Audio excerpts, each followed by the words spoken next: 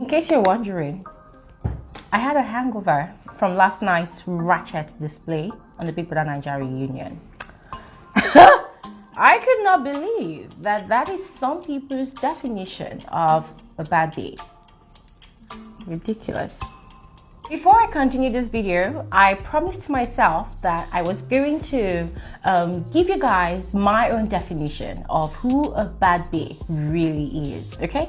Shall we begin? So, Instagram and Snapchat has taught a lot of young women that being a bad bitch is having expensive human hair on your head, wearing expensive designer luxury clothes, jewelries, carrying bags, accessories, riding a very, very expensive car, going on very, very expensive, luxurious trips, and most ratchetly, talking like this.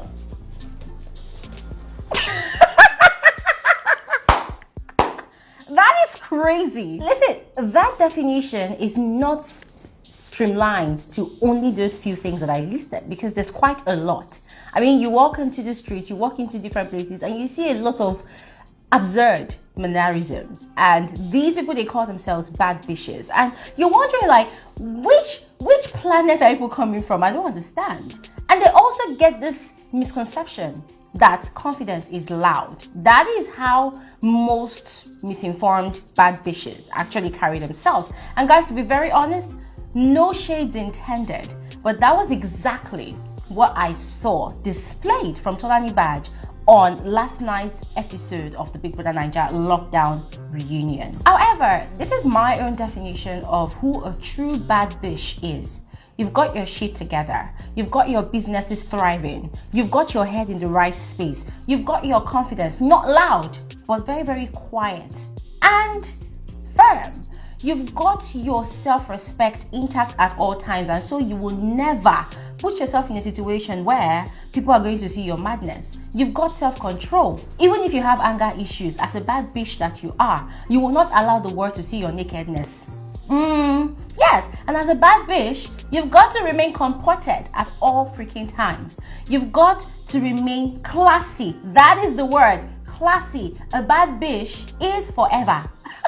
Classy. It is a hard work to do, honey. It is very, very difficult because people will test you. The world will throw things at you. But what makes you a mother freaking bad bitch is your ability to be calm, make your points, strike your chords without ruffling your feathers. That is when people are going to see you and they're going to say, yes, she is for real a bad bitch. Feel me? Now, when TOLANIBAJ'S started ranting, how many of you could picture a familiar scenario? If you can picture that scenario, please drop it down in the comment section below immediately. But I'm going to tell you guys anyways. Remember in week 2 when TOLANIBAJ'S had that unnecessary attack, vocal attack at Kaisha for pushing Dorothy? And then there was the other scenario as well, where they were talking about food in the kitchen, and then she had this one off with Katrina, and then she decided to insult Katrina. You're a motherfucking, you're a motherfucking, and I said what I motherfucking said, you know, that kind of thing, and then she walked out. That was the second scenario, guys. Do you all remember what led to that new Tolani in the house? That was week 2, the Monday after the first Sunday in the house, when Ebuka had confronted all the housemates, you know, because they were too nice, they were being overly friendly, they were being too cautious, you know, being overly conscious of the camera, and especially TOLANIBAJ'S. Nobody had seen a true nature in the house. Nobody had seen a true character. She kept on acting calm. She wasn't talking much like that. She wasn't really mingling with a lot of people. She was always in her space, always in her corner. According to her, she was being very, very observant. And so Ebuka had asked her, oh, do you think, you know, you have enough time to still sit and be observing in the house, because you never know when anybody could be evicted from the show? Those were not Ebuka's exact words. I am only paraphrasing. And so I remember clearly that TOLANIBAJ'S mentioned and promised Ebuka and the viewers that the next week, people are going to see the true and the real TOLANIBAJ'S. And she decided to show it in the worst way ever. In trying to prove to Ebuka and to the entire world who were watching the show as at that time that, hey, TOLANIBAJ'S is not a quiet person, TOLANIBAJ'S is not a pushover, TOLANIBAJ'S is not subdued or can never be subdued. TOLANIBAJ'S is a strong, independent woman. Decided to attack Kaisha because if you ask me, the thing that happened between Kaisha and Dorothy at that time, it was no business whatsoever of TOLANIBAJ'S. But then that was a grand entrance into ratchetness. Oh, I am a strong, independent woman, so I can stand and be the defender of the universe. And nobody sent her. And then she and Katrina, they were arguing over food. And then she decided to dramatically give out that outburst. A lot of people were fanning her embers like, oh yes, go, give it to her. But at the end of the day, it made her look funny. I don't want to use the other word in my head, but it made her look funny because the Katrina that people felt was the arrogant, rude, boss, self-acclaimed boss lady was all prim and proper and sat down classily eating her food quietly. And then TOLANIBAJ'S, whom everybody had actually felt that, oh, because she grew up abroad, schooled abroad, oh yes, she's going to be the classy one. She actually gave us a ratchet version of herself. So that was the first scenario. So last night during the reunion, when she was doing all those display, talking so loud, being extremely vocally violent, that was the picture that was painting in my head. I'm like, okay, here we go again. And then they will come out later and they will tell us that, oh, it was just a show. We needed to entertain people. And then you're doing it again during the reunion. Before you let me chop my tongue. You're doing it again during the reunion. So are we going to say now that all of what she displayed last night was scripted? Or that is who she truly is? I don't get it. Now, another thing I noticed, guys, and I said the same thing on day one when Dorothy was just, you know, overreacting as well. I said it that when people are extremely loud like that during arguments, then just take it as they are being so loud, trying to overshadow your own voice because they have a lot of insecurities and they are hiding a lot of things inside which they do not want you to see through them, you know, and reveal. And guys, that was the exact same way I felt, you know, last night when TOLANIBAJ'S was just ranting all over the place. And it was quite hilarious that the person she was ranting at never stood up for once. VEE sat on that chair scoring massive points. And you know the funny thing about it as well, the VEE, whom everybody saw as the bitter leaf in the house, the witch, the evil one, the petty one, guys, it goes to show you that coming out of the house, VEE has been able to recognize that, hey, I am no longer the same VEE that functioned in that house. I cannot afford to remain the same VEE that functioned in that house. Why? Because I am out here right now, yes, and I have a lot of brands, a lot of big brands that I represent. So I cannot, all in the name of trying to chase some last minute clout or to provide some last minute entertainment to some viewers who will soon forget me in the next couple of weeks, you know, for new housemates on this same reality TV show that gave me this platform to stand where I am today. I cannot afford to lose my cool and then end up disgracing my brands that I represent. And so she remained classy, scoring all her points, of course. But unfortunately, TOLANIBAJ'S completely threw caution to the winds and forgot the reputation of all her brands. And so yesterday I was really scared for her because I was just looking at her and wondering like, hey, are you even thinking about the brands that you represent at all? Because guys, if you cast your mind back to the Pepper Dem Gang reunion show, the Thatcher that was inside the house during the actual show, she was very confrontational. She did not leave any stone unturned when people come for her. She goes for them back. Like, Thatcher was always giving pepper to everybody in the house. She was the pepper of the show, actually. But then, during the reunion show, people were expecting Thatcher to go wild, go crazy, even do worse of her confrontational stuff that she was doing in the house. But unfortunately, she disappointed a lot of people because she maintained her cool all through the show. She tried as much as possible to avoid unnecessary confrontations with people. Even when Mercy Eke was throwing shades at her, direct attacks at her, she was just smiling there and just chilled. And to be very honest, guys, I believe she did that because she had regard for the brands that she was representing. That was actually a smart move. Another very interesting thing that I observed was that TOLANIBAJ'S, whether she likes it or yes, whether she accepts it or yes or not or whatever, I just saw through all of those charades, and then it became clear to me that TOLANIBAJ'S unfortunately inherited Erica's beef with VEE.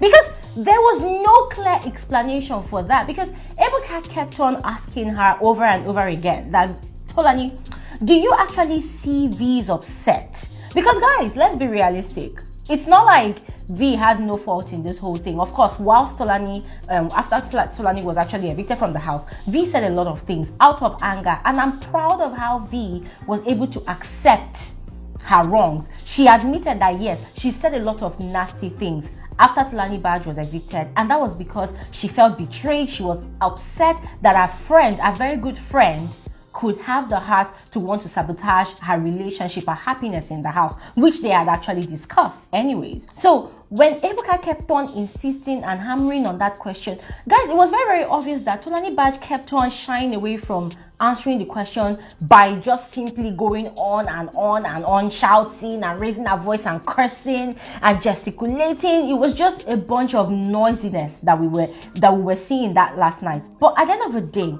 she had no cogent reason whatsoever. She had no reason for doing what she did.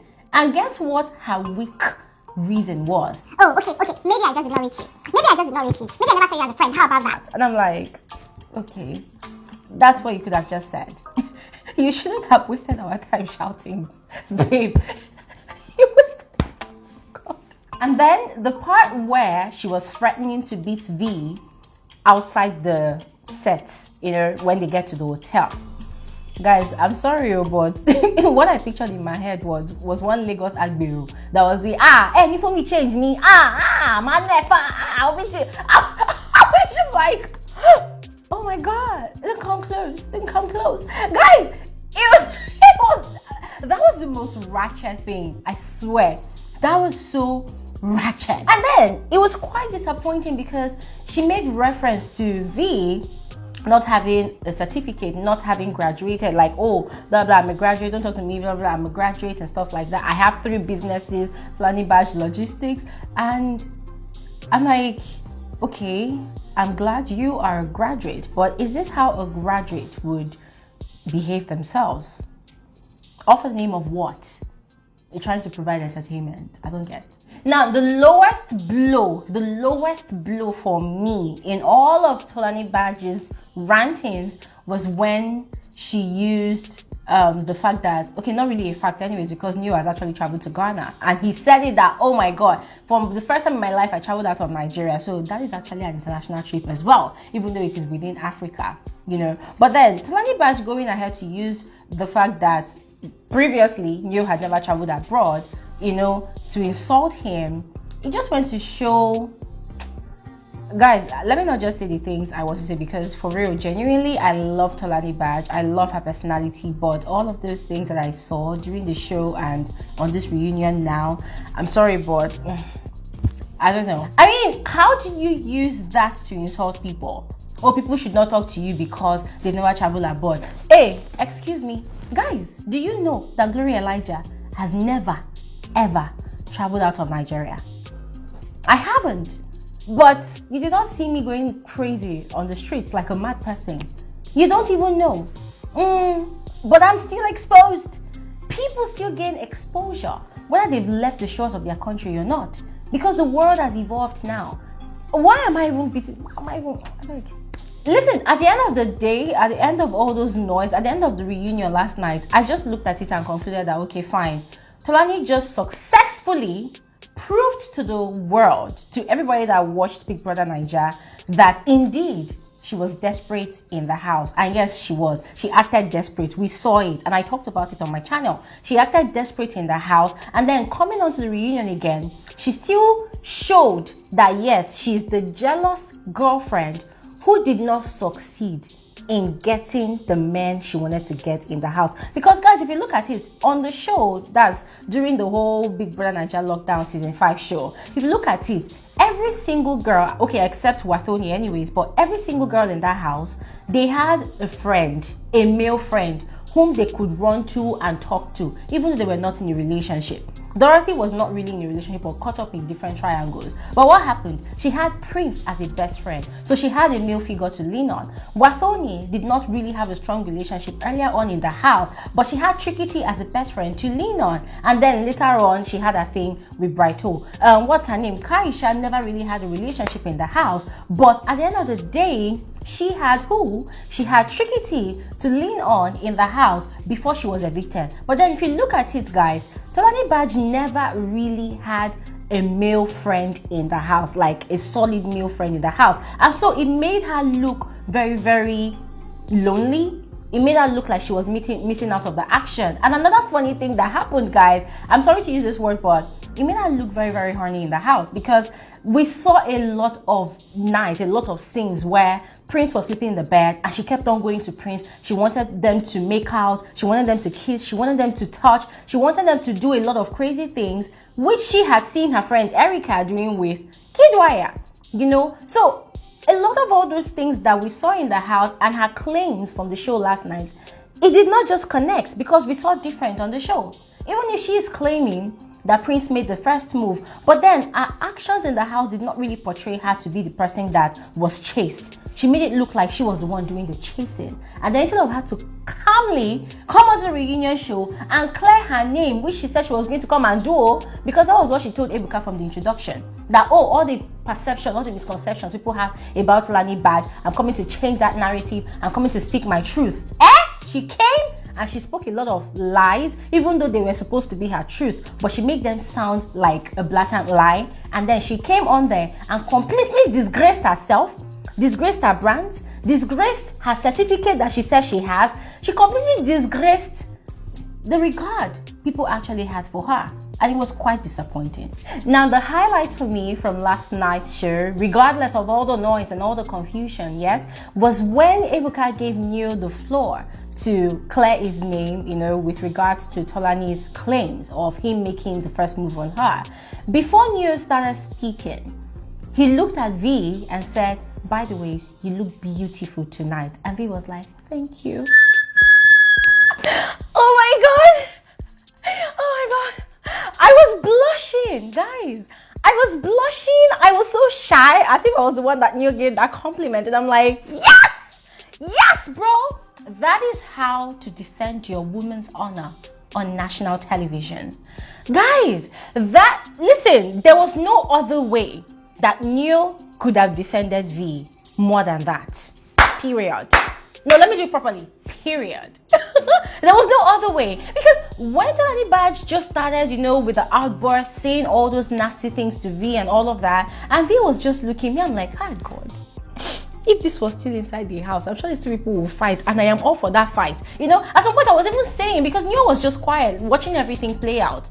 I was just wondering, like, Neo, would you defend VEE? How can you sit down there and you're insulting your babe like that? Not like I wanted him to, you know, attack TOLANIBAJ or anything. Of course, he's a gentleman. But I just wanted him to say something, do something.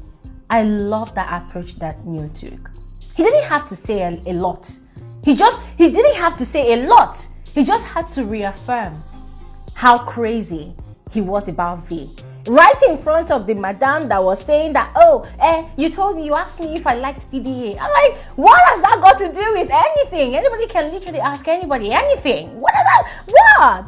Listen, that was the highlight for me. That was the highlight for me. And guys, it was just so funny because I was looking at how the other housemates were reacting, and obviously they were all blaming TOLANIBAJ for everything, because if she had calmed down and taken out time to defend herself, you know, speak her truth as she said she was going to do, then I'm sure that the script would have flipped differently for her. But then she messed up the chance. For Prince, guys, listen, Prince clearly cleared his name. Yes, he gave clarity to the whole situation, and the same clarity he gave was the same thing a lot of viewers actually saw whilst they were inside the house. His reasons for not being together with TOLANIBAJ, it was absolutely clear. Although I do not understand what Tolani meant by, oh, her relationship with Prince in the house has caused a lot of embarrassment from Prince's family. I guess it was when Prince went to his town, his hometown, for his homecoming or for a launch of one alcoholic beverage, and then the MC made some derogatory statements about Prince being with a Yoruba girl, that's TOLANIBAJ'S and stuff like that. I did not really follow up on this story, so I cannot really say for a fact what has happened behind the scenes, away from camera eye, away from the public's eyes, but Prince made his own stance clear. TOLANIBAJ'S was being very, very pushy. And guys, it was no lie. It was very, very obvious. She wanted PDA. She wanted literally to do everything that Erica was doing with Kidwire, and Prince was not up for all of that. And I'm like, sis, you should have calmed down a bit, However, where I have issues with Prince was when he called Wathoni insignificant. And I'm like, guy, you're mad. Yes, because you calling or referring to Wathoni as, our own part with you was insignificant, guys. It just went to show that, guys, seriously, do you actually respect women? Do you have regard for women at all? Or you're too stuck up in your pride about, being a very, very fine guy. Don't say you're too fine like that, Sha. But you're too stuck up in yourself. So why would you call her insignificant? If she was insignificant, then she shouldn't have been the go-to person, as at that time in the house, that you would always go and bear your heart out to. Because before Dorothy came into the picture, Wathoni was that person that Prince was always talking to. Yes, Prince was always talking to Wathoni. They were always having conversations, especially that their midnight gang thingy. Prince and Wathoni, they started out first. So they had a friendship. And of course, it was quite obvious that Wathoni longed to be in a relationship, just like TOLANIBAJ'S. But the difference is she did not completely throw herself at Prince. And I love the fact that she decided to choose her female friends over having a relationship with the guys in the house. She chose to remain friends with Nengi and TOLANIBAJ'S, instead of pursuing her affections for Prince. Although, of course, she lied about it, that she never felt anything for him. But then, Prince, come on. Calling Wathoni insignificant. And then Wathoni now did her own. I mean, watching Wathoni stand up and trying to prove to everybody that she's a bad bitch, trying to go around, you cannot afford. Guys, that was the worst thing I saw on the internet yesterday. I will not lie. I'm like, sis, you've been able to remain classy all this while, and then you just decided to show us a little bit of ratchetness by standing up and doing that low budget model swirl. That was rubbish. What was all of that? Standing up and doing, do you know how much this clothes cost? Do you know how much this costs? You cannot afford me. Look at me. I am a mother.